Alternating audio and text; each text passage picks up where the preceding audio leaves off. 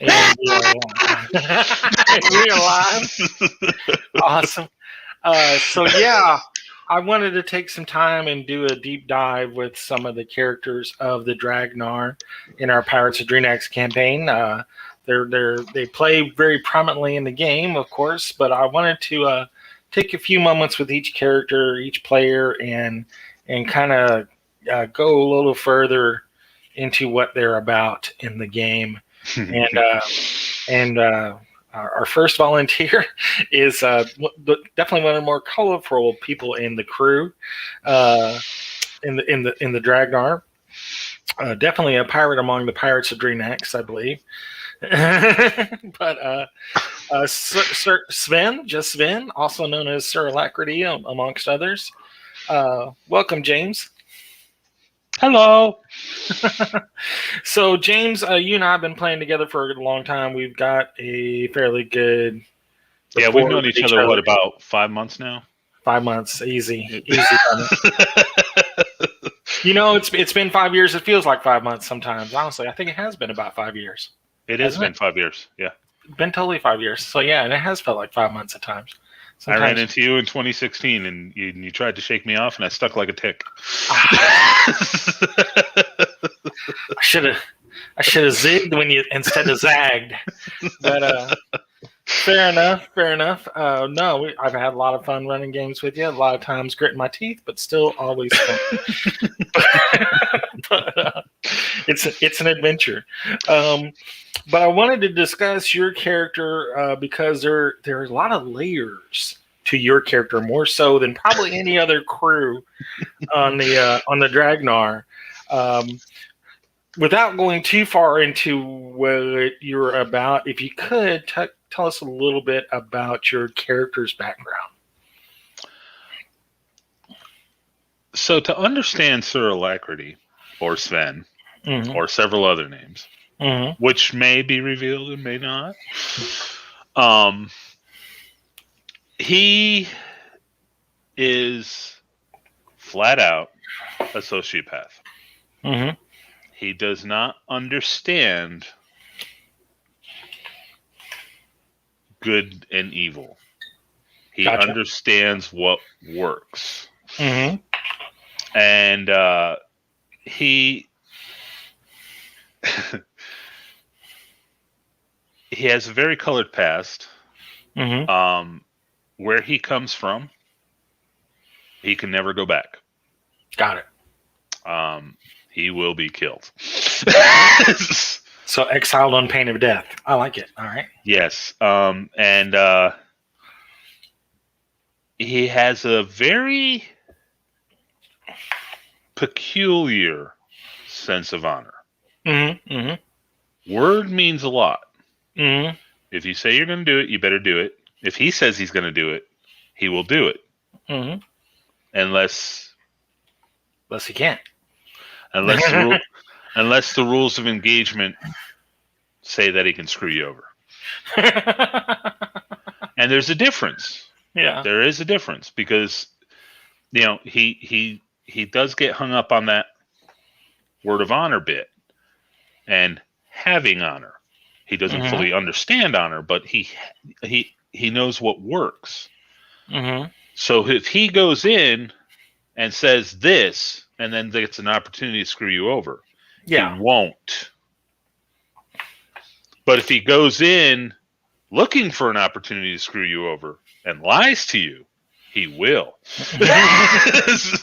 Exactly. Your character honestly threw me for a loop more than any of the others because I don't know. I think in the early creation, I was expecting you to be like a grunt sort of character. I don't know if we had that conversation early on about you being more of a soldier. What I said is I didn't want to be a leader. Exactly. So what I've ended up with, in a sense, going back to Firefly. I know some people were trying to peg me with Amos, but I think it's more Firefly, is that I got someone at least as smart as Mal with Jane's personality and quirks. So I have a smart Jane. Yeah. Yeah, that And kind of, yeah. and so I can get things done, and I know when words work, Mm-hmm. but I also know when words don't work, and then I will apply other pressures, Gotcha. or I will remove an obstacle. Mm-hmm. Well, I mean, that's where your characters come across to me as in the game. You're definitely your character definitely plays the opportunist type. Like you strike when the iron's hot, and that sociopath definitely works for your character because and it's acting. It really is. well, it's really working because it is like you are guided by your own moral compass, which may not exactly be the regular. Moral. Yeah, you're I guess an internal moral compass, but it may not exactly jive with what most people would think is a moral compass. But you definitely have your own set of values and right and wrong and how you approach things. Like you jumping in for Elise's character, Ev. Yeah. That was completely out of left field for me, which was great. And it showed like yeah, I'm going to step in here because she's going to get crushed. but then in the same token, it's like, you are mine now. Or at least that's the feeling I get. I have a power base of one freed prisoner. Exactly. And I'm sure that's exactly how Ev thinks, because she keeps trying to convince the captain that, yeah, to give her a real name too. But I like that because it's like, yeah, I'll save you, but you owe me big time. And I think you have a large network of people that you owe you. I feel that's going to be definitely playing out in our next adventure. I'm really looking forward to it with our actual heist adventure, which I think really it's going to play in your character strengths as much as this first actual adventure we did played into the captain's background and showed what her goal was. I think this one's going to kind of show yours. So I like how you touched on how you're a smart Jane, or like, I guess the will of Jane with the brains of Mal. What would your character's appearance look like? Because we know you're a capable combatant, but are you like big and strong, or small and quick, or what is your character about? My character's actually average. In that sense, and I'm talking about the UPP. Yeah. Okay. He's got a decent dex. I got a modifier of +1, but like my endurance and my strength are right there, 7s. Right. Okay. Okay. Or it's a 7 and an 8, one or the other. Mm-hmm. I don't got my character sheet in front of me. But I actually, in that sense, it's I'm going to the books by Walter Mosley, and specifically the Easy Rollins series. Mm-hmm. Mm-hmm. So while he's that's a deep cut. All right, yeah. Yeah. So while he's a smart Jane on the surface, if anybody's familiar with those books and you know of Mouse, Mouse was a very small man. And he would kill you. Yeah. Without blinking twice. People were afraid of Mouse because you never knew where you were with Mouse. If Mouse considered you a friend, you didn't sweat as much. That's, You were never 100%, though. Yeah. Because if you ever crossed him in his mind, you were going to end up dead. Yeah. And he was in and out of prison and everything else. Not that I've been in and out of prison, but the character. So that's where I get that something needs killing. Okay, I'll do that. I have no problems with that. I know I can do that. And that's where it comes from. Cool. Yeah, I dig that. So your character is definitely going to be more skill based more than characteristics based. I think he's almost roguish in his skill set and able to. That was my career. Yeah, yeah, that's what I was figuring is that, and he's very deceptive. Like I said, he doesn't look like much, but watch out. Mm-hmm. So yeah, Mouse is a great uh great description for that kind of character. Yeah, I was even thinking of even like the Gray Mouser from the Falford series, if you want to go fantasy, because the Gray Mouser was pretty slight and didn't look like much neither, but he got you in a second. Yeah, pretty much. So yeah, Small Irishman also comes across very well. they're except wiry. he doesn't have that that wonderful Baroque. They were Or broke. Brogue, Yeah, yeah. He's really. not Baroque. He's actually got money. Yeah. You and Rick are like the only two characters that actually have money like stashed away in different sectors of the system that you really haven't even touched yet. Well, we were gonna totally fix the ship, and he said, "No, not yet." Exactly. I want you to run around crippled for a little bit, but it's getting there. It's almost there, so that's cool. So yeah, it could be like a sideline on this adventure is like, hey, let's go back and get our money. So even a bigger payday on top of the heist. So Well, just as a point, Alacrity is not going to move his money unless he has to move his money. yeah, I mean it's not going anywhere. Yeah. Yeah. Now, if Rick wants to, put it in the first bank of Olive, that's fine. Exactly. Well, Rick is definitely eyeing like some personal improvements and stuff for his character because he's half cyborg anyway. I think he's got like a cyborg eye and a cyborg arm. So, and some other stuff going on in his brain. Well, people, you don't know this, but we had another campaign that we never recorded and all this, and I just think Rick wants to take this character and go back and date that assassin droid that he caught. He wants to make that. He wants to make that assassin droid in the worst way. And I like how he keeps playing off like it's not like that. And I'm like, dude, it was totally a stripper / assassin droid. It's all it was. He's like, but it teaches us to play D&D. Yeah, it plays D&D sexily. so I like how I'm sorry, I'm thinking strip black hag. Exactly. And it brings a whole new dimension to Mutant Crawl Classics. Oh, dog it. I rolled a 1. Oh, damn. So lastly, let's discuss your characters as much as you want to get into it, I guess. Your goal for this campaign, your personal goal. We know the set goal is to make yourselves look good for the King of Drinax and get your full pardon and all that blah blah blah blah blah. But what is Sven's Alacrity / AKA various others? What's he up for? The pardon actually draws him immensely because being a sociopath, he doesn't feel he has done any wrong. He was justified for everything that has happened. Absolutely.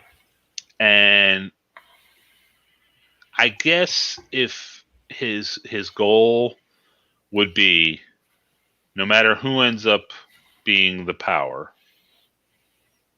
but if they give me the clearance and the level of respect I think I deserve, not the level of fear, the level of respect, and to be treated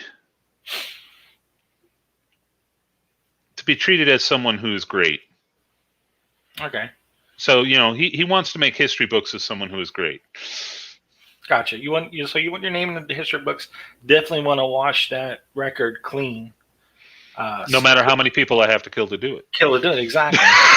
Well, I get it because in your eyes and in the background your character's from, you didn't do anything wrong. It's the damn law on the planet that was that was they wrong didn't understand how this works. Exactly. Exactly. There was a disagreement and you won, and they didn't like how you won the agreement. So But that's the way it is with different law levels and different planets sometimes. Welcome to the travel universe. Yes. And in that sense, I'm sort of the ugly American as a tourist Mm-hmm. because my culture, my honor is the correct one. Mm-hmm. Everybody else is just backwards or getting it wrong. Exactly. which is why I get why you always tell everybody what were you in jail for? You say jaywalking because to you it's just that relevant. I think.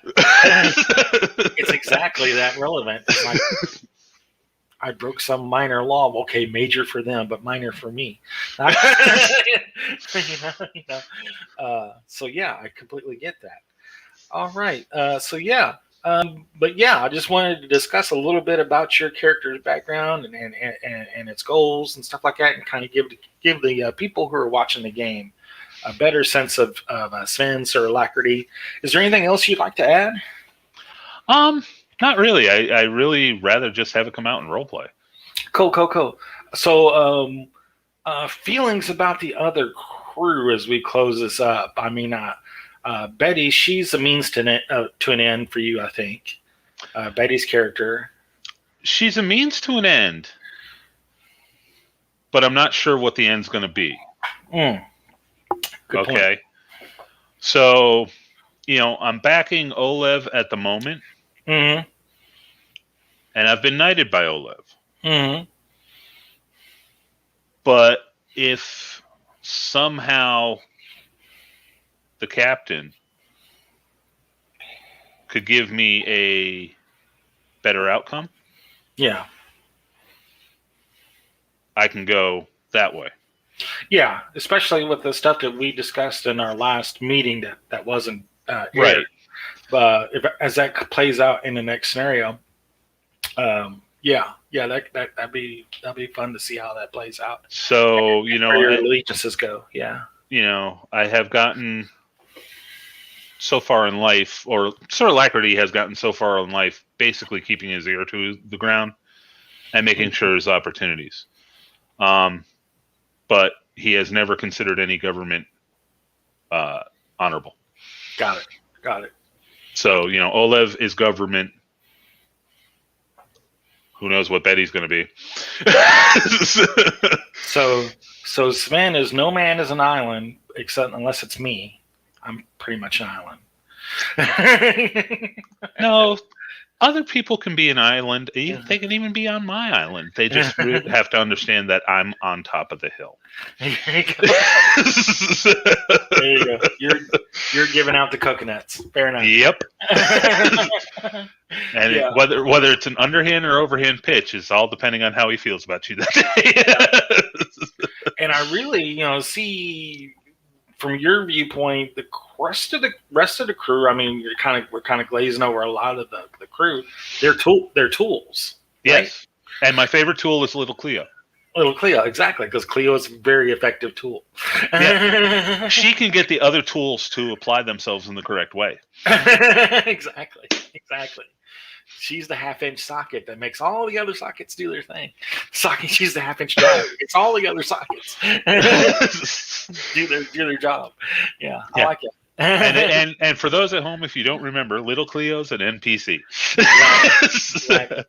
So he even values an NPC over some of maybe most of the members of the crew, which is fair. I always look to the captain for what we are doing. Yeah. Okay. On the big picture. Uh-huh. As far as the little picture, step aside. I got this. Okay. Exactly. But if I need the rest of the crew, and that means players themselves, to do stuff, I get my sergeant, Little Cleo, to do it. Well, the captain's sergeant. But you get the idea. Exactly. Well, all right. Well, this is all I wanted to discuss. Again, just wanted to get into the background and what makes Sir Alacrity tick. Thank you so much, James, for doing this with me. We'll be doing the rest of the crew throughout the week. Again, thanks. All right. No problem. See y'all later. Thank you very much.